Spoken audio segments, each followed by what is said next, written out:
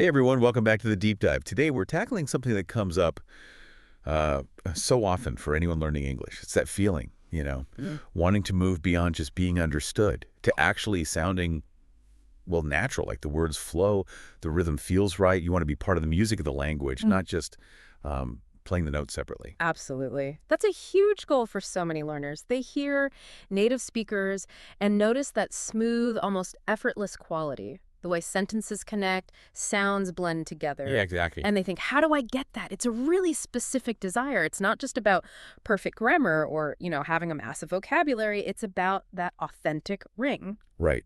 And there's this really persistent idea out there that the only way to get that naturalness, that fluid sound, is total immersion.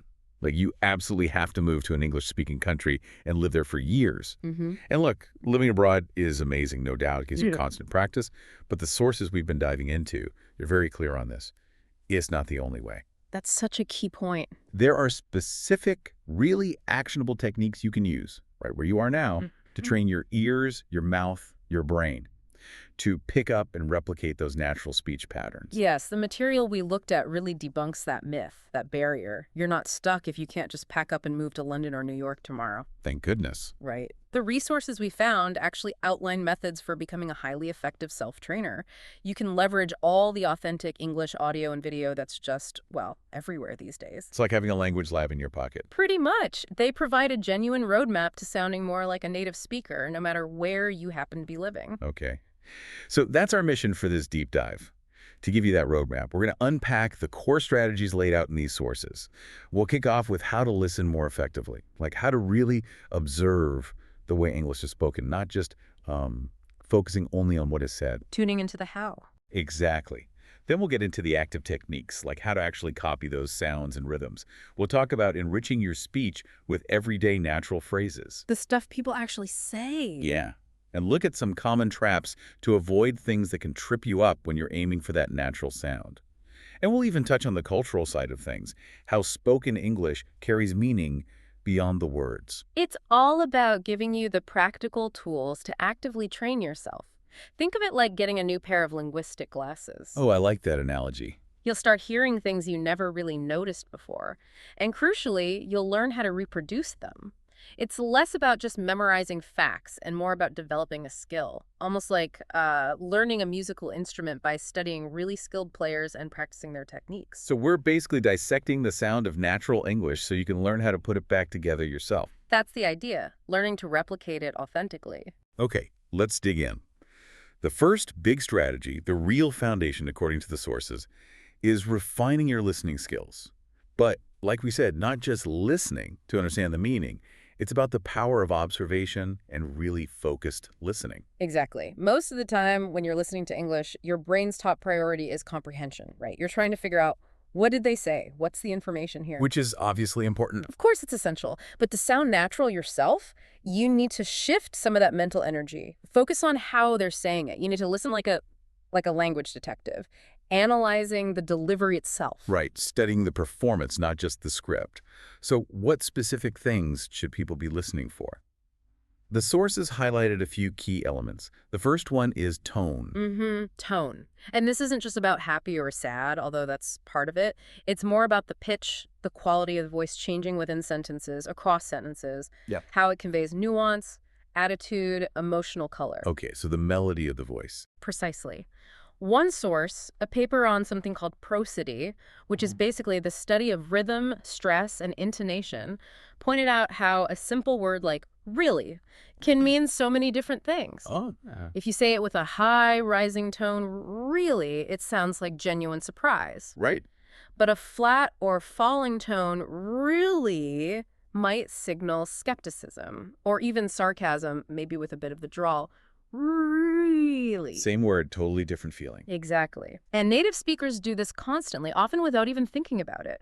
So training yourself to notice these shifts in tone, that's incredibly powerful for understanding and eventually replicating that natural sound. Okay, so tone is one. What else? Rhythm. This is a big one. English isn't like some languages where every syllable gets roughly the same amount of time and stress. Like Spanish or French, maybe? Yeah, often contrasted with syllable-timed languages like those.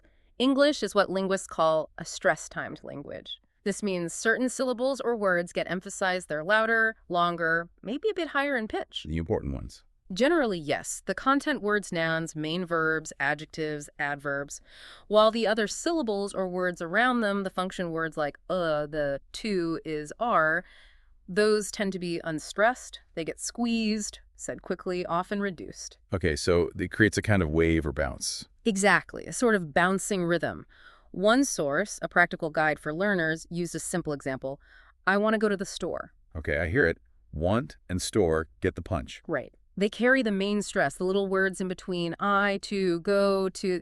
They're quick and unstressed. Now, if you gave equal weight to every single syllable, I want to go to the store. Yeah, that sounds robotic. Clunky. Totally unnatural to a native ear. Laborious. It's that variation in stress, the contrast between stressed and unstressed syllables, that's absolutely key to the natural rhythm of English. And this rhythm thing, this pattern of stressed and unstressed words, it leads right into the next big point, doesn't it? The one that really makes speech sound smooth. Connected speech. Oh, absolutely. This is huge. Connected speech is basically the reality that, in natural flowing talk, words don't exist in neat little isolated bubbles. They all smoosh together? Pretty much. They blend into a continuous stream of sound. Sounds at the end of one word hook up with sounds at the beginning of the next. And sometimes sounds even change or merge or just disappear entirely. Okay, this sounds complicated, but also like something I hear all the time without maybe realizing what's happening. You definitely do. One source, a book focusing on English phonetics, went into real detail here. They explain these processes, things like linking, where a final consonant sound links smoothly onto a following vowel sound. Like in an apple, the N links to the A. Okay. An apple. Right. Or elision, where a sound actually gets dropped, often a T or dade sound between other consonants. Wow. Like in next door, you often don't really hear the T next door. I see. And assimilation, where a sound changes because of the sound next to it, making it easier to say. These things aren't mistakes or sloppy speech. They are fundamental features of fluent, natural spoken English. And the examples they gave are brilliant because they're just so common you hear them constantly. Like, you almost never hear a native speaker carefully say each word in "what are you doing" in a casual chat. Almost never. It gets reduced and connected into something that sounds much more like what you doing. What you do? Okay, break that down. What's happening? Well, several things. The to sound at the end of what often changes to a chi sound when it bumps up against the y sound at the beginning of you. That's assimilation. What you becomes what you. Right. Then the word are gets reduced to just an sound or sometimes disappears altogether. What you. And often the G at the end of doing gets dropped, especially in informal American English, so it becomes doing. Put it all together. What you're doing. Wow. Okay, that makes sense when you break it down, but hearing it cold, if you're expecting what are you doing, can definitely throw you. Absolutely. Or think about the classic, I don't know, said slowly, deliberately. Yes, it's 3 distinct words. But nobody talks like that normally. Right. Fluently, quickly, it morphs into, I don't know. The T at the end of don't often gets dropped, or it becomes a very soft sound, almost like a quick tap of the tongue, or it might assimilate slightly with the N sound. And the 2 words just blend smoothly together. Okay. Any other big ones? Oh, yeah, loads. Going to. In faster speech, this very frequently becomes gonna. I'm gonna go. Yep, hear that all the time. Want to often becomes wanna. I wanna leave. Did you often sounds like did ya. The D and the Y sounds merge to make a J sound. Did you see that? Did ya? Okay. It's like learning a whole different set of sounds almost. In a way, it's learning the rules of how sounds behave when they're next to each other in natural speech. And it's these kinds of connections, these reductions, these little shifts taken all together that make native English sound fast and smooth. And maybe a bit difficult to understand at first for learners. Exactly. You might know the individual words, what are you doing, perfectly well on paper, but when you hear what you doing, fly past, it doesn't match the sound shape you learned for those separate words. But the key is recognizing these connected forms as common patterns. Yes. Once you start recognizing gonna as going to and wanna as want to and didya as did you start hearing a language much more like native speakers do. It clicks into place. And one of the sources, a blog from a language learner who got really fluent, They stressed how much these small things, the rhythm, the connected speech, really add up. It's not just about having the right words or grammar. Absolutely. That source emphasized that the melody and the flow are crucial for that perception of fluency. You could have perfect pronunciation of individual words, but if you lack the natural rhythm and the connections between words, you'll still sound, distinctly like a learner. A bit stilted, maybe. Yeah, perhaps. But incorporating these elements, even if it's not perfect right away, makes a massive difference in sounding smoother, more natural. So the first big actionable step here seems almost deceptively simple. Just change how you listen. That's the core of it, active, focused listening. So next time you're watching a TV show or listening to song lyrics, or maybe you overhear native speakers talking, consciously shift your focus sometimes.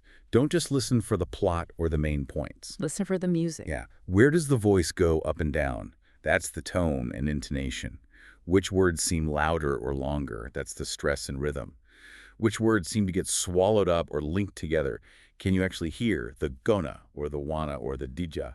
Just developing the awareness, the ability to notice these things consistently is the crucial first step. You can't really copy a sound accurately if you're not truly hearing it in the first place. It's like that analogy you used earlier, the musician learning to pick out the viola sound from the whole string section. Exactly. You're refining your hearing for the specific subtle features of spoken English. It takes practice, but it's totally doable. Okay, so once your ear is starting to tune into these nuances, the tone, the rhythm, the way words connect, what's the next step? The sources seem to agree on moving from this passive observation to active imitation. Yes, and the technique they universally recommend for this is called shadowing. Shadowing. Okay, I've heard of this. It sounds a bit intense. It can be, but it's incredibly powerful because it's so active. It directly links what you're hearing with the physical act of speaking. You're not just thinking about the sounds, you're actually producing them, either immediately after or even at the same time as a native speaker. So you're literally trying to be their linguistic shadow. That's exactly it. The core idea is to copy everything, their sound, their intonation pattern, their rhythm, their speed, as closely as you possibly can. One source called it simultaneous speaking, which also captures the idea well. Right, and how do you actually do it? Is it just listening and talking over someone? There's a bit more structure to it based on the sources. They break it down into a really manageable process. Importantly, you don't try to shadow, like, a whole movie at once. That would be overwhelming. Okay, good. Baby steps. Definitely. Step 1. Choose a short audio or video clip. And they really mean short, maybe just a minute or two, max, especially when you're starting out. What kind of clip works best? Something clear with one speaker, ideally, at least initially. Maybe a short news report, a monologue from a show, a piece of an interview on YouTube, a bit from a podcast. The key is short and repeatable. And ideally, something you find interesting, so you don't get bored listening to it over and over. Okay, got my short clip. Then what? Step 2. Listen to just one sentence from that clip. Listen really carefully, maybe play it a couple of times. Then pause the audio. Pause. Now, you repeat that single sentence out loud, and here's the crucial part. You focus intensely on mimicking the original speaker's delivery. Not just the words, but everything. The intonation, where did their voice go up or down? The stress, which words were emphasized? The speed, the pauses, even the emotion or attitude in their voice. So really trying to clone that one sentence. Exactly. You're isolating a tiny chunk to really focus on and try to perfect. One source, a guide specifically on shadowing, really stressed the importance of this pause and repeat step, especially at the beginning. Why is that pause so important? It gives your brain a chance to process the sounds and your mouth a chance to try and form them without the pressure of keeping up in real time. It's like practicing a tricky little bit of music slowly before you try to play the whole piece up to speed. Makes sense. Practice the hard part slowly first. Okay, so I've paused and repeated, trying to match the sound. What's step 3? Step 3. Now you play that same short clip, or maybe just that one sentence again. But this time, you try to speak at the exact same time as the speaker. You're aiming to be their echo, speaking right along with them. Okay, this sounds like the real shadowing part. It is. Your goal here is to synchronize, to match their rhythm and speed as perfectly as possible. And importantly, don't worry too much about understanding every single word while you're doing this simultaneous part. The main focus is on the sound, the flow, the physical sensation of producing the speech in time with the native speaker.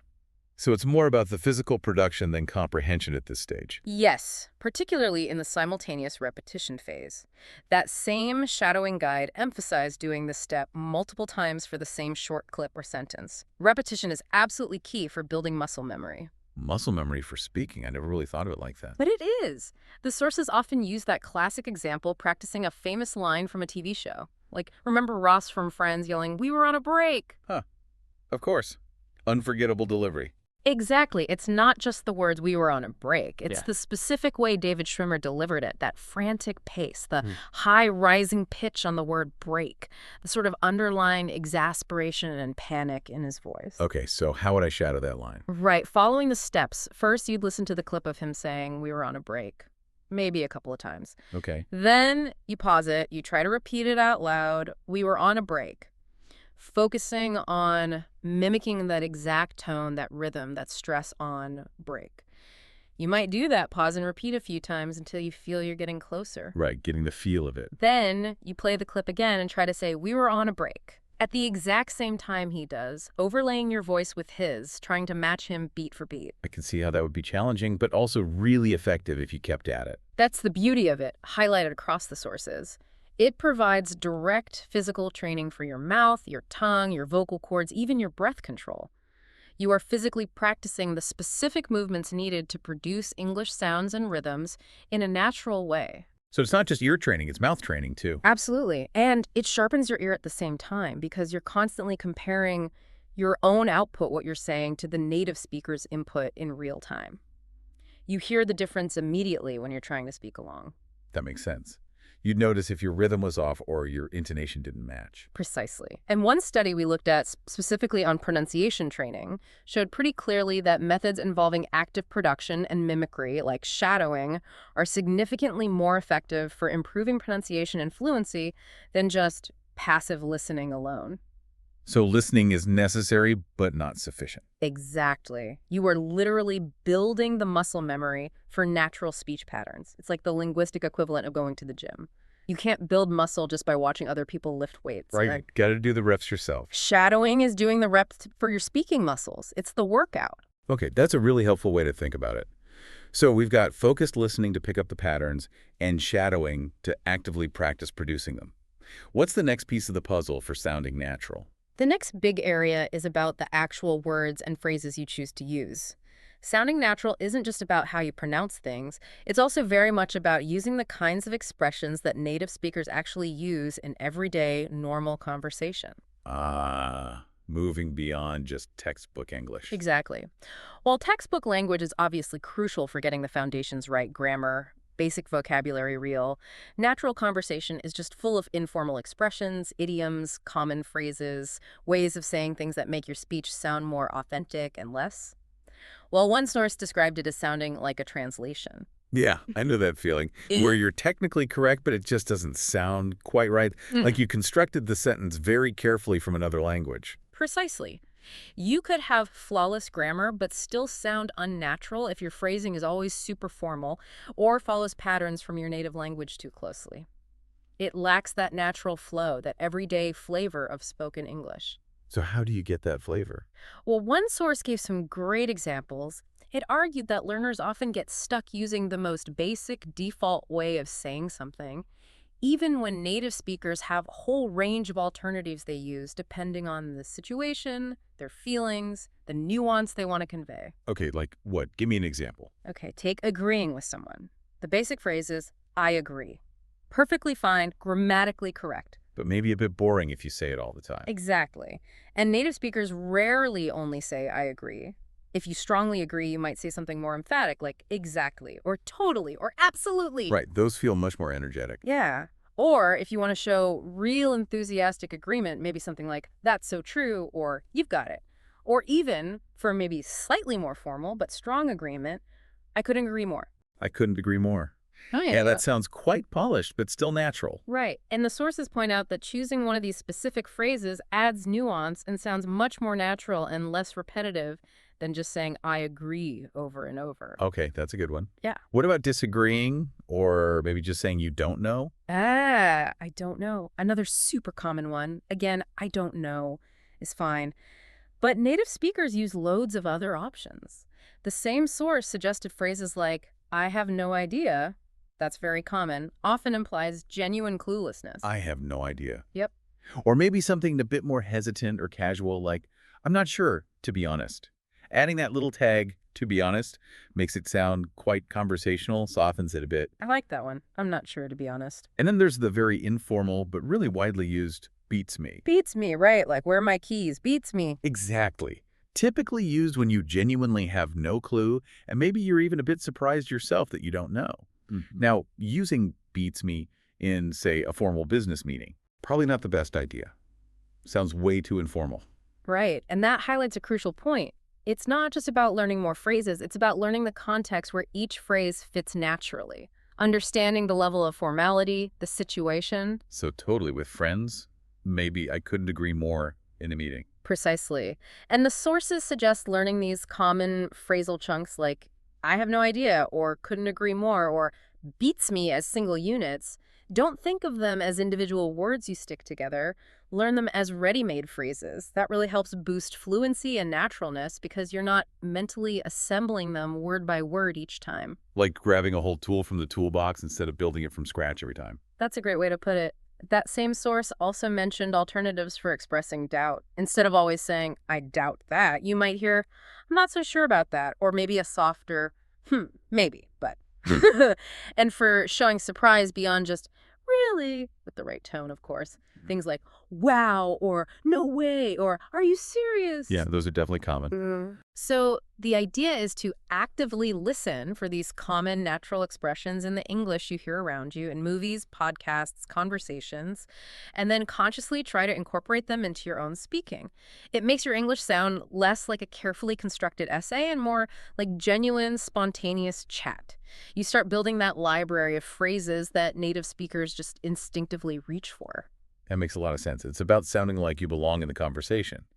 Now, as people start actively trying to listen differently, practice shadowing, use new phrases, it's probably not all smooth sailing, right? Yeah. Are there common mistakes people make when they're striving for this natural sound? Oh, definitely. The sources we looked at were really good at pointing out some common pitfalls, traps that learners aiming for naturalness often fall into. Knowing about these can save you a lot of frustration and maybe some wasted effort. Okay, hit me with them. What's mistake number one? One of the most frequent ones, according to a source that surveyed language teachers about their observations, is confusing fluency with just speed. Learners think, okay, native speakers talk fast, so if I talk really fast, I'll sound native. The speed demon approach. I can see how people might think that. Yeah, but it often backfires. Rushing your speech can actually have the completely opposite effect. As that source pointed out, true fluency isn't just about speed. It's much more about speaking smoothly, with the right rhythm, the appropriate stress patterns, and natural-sounding pauses. So fast isn't always fluent. Not at all. When you try to speak too fast, especially before you're really comfortable with the sounds and the connected speech patterns, you often end up tripping over words, mispronouncing things, maybe mumbling, or just chopping up the natural flow of the language. It ends up sounding rushed, unclear, and actually less fluent, not more. Okay, so slow down to smooth out. Pretty much. It's much, much better to speak at a comfortable, clear pace, really focusing on hitting the correct rhythms, linking words where appropriate, using natural intonation, than it is to just rush through it and make a mess of the sounds. Speed will generally increase naturally over time as you practice more and become more comfortable and automatic with the patterns. Focus on smoothness and clarity first, not just raw speed. Good advice.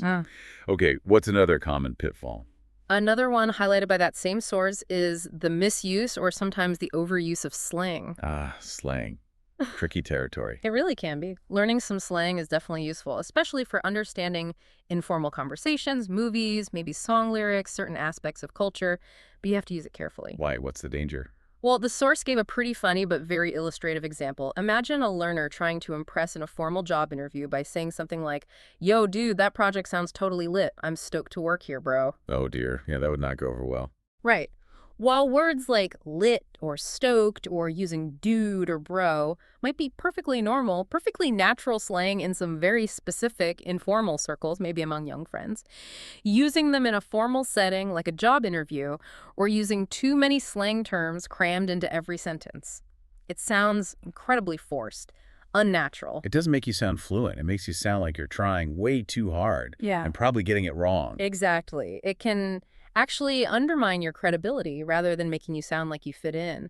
Context is absolutely everything when it comes to slang and informal language. So how do you know when it's okay? The source strongly advised learners to be really observant. Pay close attention to when and with whom native speakers use certain slang terms or informal expressions. You wouldn't use the same language talking to your boss as you would chatting with your best friend down the pub, right? Definitely not. So, notice the relationship between the speakers and the movies or shows you watch. Notice the setting. Is it formal? Informal? Understand the register, that's the level of formality that's appropriate for the situation. Don't just sprinkle slang everywhere thinking it makes you sound cool or native. Use it appropriately, or maybe even err on the side of slightly more standard language if you're unsure. Good rule of thumb. When in doubt, leave it out maybe. Or stick to more neutral language. That's often the safest bet, especially in more formal or professional contexts. Okay, so don't rush and be careful with slang. Any other major pitfalls? Yes. And this one is perhaps the most critical, something that was emphasized by another source, a research paper looking at language learning effectiveness. And that's simply neglecting speaking practice. Ah, the practice part. Yes. They found that while listening is absolutely essential for getting the input, learners who spend countless hours listening, reading, maybe doing grammar exercises on paper or apps, but without actually practicing speaking out loud, they see significantly slower progress in their pronunciation and their overall spoken fluency. It goes right back to that gym for your voice idea, doesn't it? Exactly. Your mouth, your tongue, your vocal cords, they need the physical training to make these English sounds, rhythms, and intonation patterns feel automatic and natural. Listening teaches your brain and your ear what the target sounds are, what they should sound like. But it doesn't train the actual muscles to make those sounds smoothly and effortlessly. You have to physically do it. Yeah. Articulate the words. Make the movements. You absolutely have to. That research paper was quite firm on this point.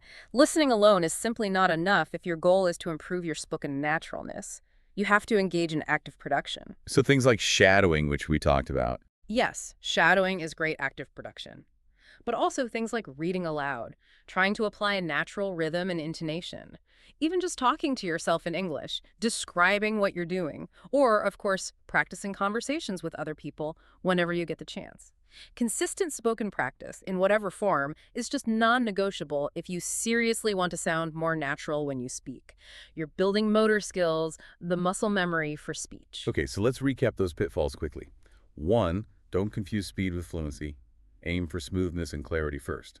2, use slang carefully. Pay super close attention to context. 3, don't just listen. You absolutely must practice speaking out loud regularly.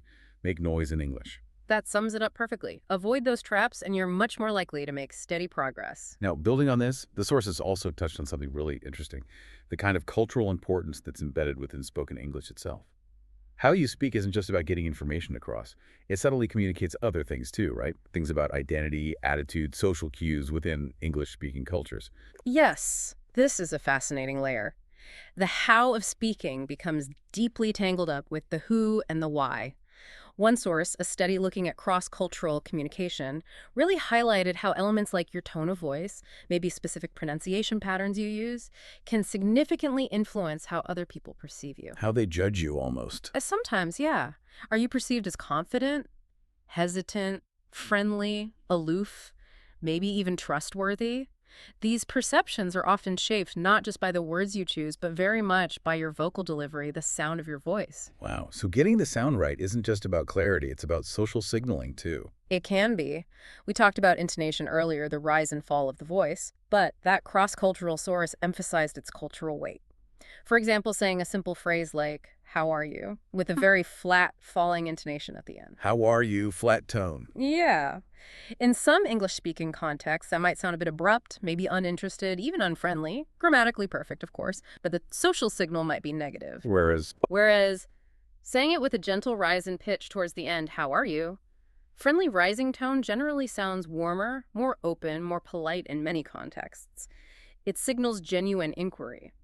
That subtle difference in the melody carries important social information about your attitude and intentions. That's a really clear example of how intonation does more than just structure sentences. Definitely. And that source also touched on how regional accents and dialects work. While the goal for most learners isn't necessarily to adopt a specific regional accent, understanding that these variations exist and carry cultural weight and identity for native speakers, that adds another layer of insight when you're listening. You start to appreciate how someone speaks is tied to their background, their identity within different English-speaking cultures. So it adds depth to your listening comprehension, too. It does. And this brings us back again to things like reductions, which we discussed earlier, like gonna and wanna, especially common in, say, American English. That phonetic source pointed out that these features aren't just about linguistic efficiency, making things quicker to say. What else saw they? They also function as markers of an informal speech register. Using them can signal a certain level of casualness, maybe relaxation, even a sense of belonging within a particular group or a specific informal setting. So using gonna might signal, I'm speaking casually now. In many contexts, yes. The source noted that while learners don't necessarily have to use these reductions themselves to be understood, clear standard forms are always fine. Being able to recognize them is absolutely vital for understanding fast, natural speech. Because native speakers use them all the time in casual settings. Constantly. And the source suggested incorporating some of the most common and predictable reductions, like gonna, wanna, gotta, appropriately in your own casual speech can actually help a non-native speaker sound more relaxed, more natural, maybe help them blend in a bit more phonetically if that's something they're aiming for. So it's about understanding the whole phonetic landscape of natural spoken English, including these informal variations. Exactly. Paying attention to these cultural and social dimensions when you listen not just the literal words, but the tone, the intonation patterns that signal attitude, the register that's indicated by using reductions or certain informal phrases, it helps you understand the full message being communicated. It gives you deeper insight into the nuances of the language as it's really used by people. Precisely. It's like learning the unspoken rules of conversation that are encoded right there in the sounds themselves. Okay, wow. We have covered a lot of ground here, from listening like a detective to using shadowing for muscle memory, adding natural phrases, avoiding common mistakes, and understanding those cultural signals in speech. It's a comprehensive picture, hopefully. Definitely. And now, the most important part, putting it into practice. We don't want you to just listen to us talk about this stuff. We want you to do something with it. So we have a specific challenge for you based directly on the techniques we've pulled from these sources. Yep, don't just nod along, use it. This is your action plan for today. Okay, here is your actionable challenge. It's in 3 simple steps. Ready? Step 1. Find a short piece of English audio or video sometime today. Something you actually find interesting that's key. Could be a clip from your favorite show, a short YouTube video, maybe a minute of a news report, even just 60 seconds of a podcast episode you like. Keep it short and manageable. Got it. Step 2. From that short clip, pick out just one sentence. Listen to it really carefully, maybe a few times. Then pause it. Now, shout out that sentence out loud. Repeat it, focusing super intensely on matching the original speaker's intonation, their rhythm, their tone. Then play the original sentence again and try shadowing it simultaneously, speaking along with them. Do the cycle, listen, pause, repeat, listen and speak along a few times with that single sentence. Just one sentence, but do it thoroughly. And step 3, make a commitment to yourself to try and use one new natural phrase that you learned about today. Maybe one of those alternatives for I agree, like totally or exactly, or an alternative for I don't know, like I have no idea, or beats me, or maybe another natural expression you picked up from your listening. Try to use it in a real conversation today, even if it's just a quick chat with somebody you speak English with. Just consciously try to slot it in. These are small, really focused actions. Shadowing one sentence starts building that physical skill, that muscle memory. Using one new natural phrase starts integrating those useful chunks into your active vocabulary and helps you think more directly in English. They seem small, but done consistently, they add up significantly. Absolutely. And as you do this little challenge, maybe reflect on it a bit. Who are the native English speakers whose sound you really admire? Maybe it's a certain actor, a podcaster you listen to, a public speaker. Thinking about whose natural way of speaking appeals to you can give you great material and motivation for your shadowing practice. That's a great point. Find your models. And speaking of practice, our next deep dive is actually going to build directly on this foundation. We'll be focusing specifically on techniques and strategies for how you can practice speaking effectively, even when you're completely alone, to really boost your fluency and build your confidence. Ooh, that sounds super useful for people who don't always have someone to practice with. Yeah. So definitely stay tuned for that one. And until then, keep listening with that detective's ear. Keep practicing those sounds out loud. Don't be afraid to make mistakes. Yeah. And really try to find the enjoyment in discovering the nuances, the music of spoken English.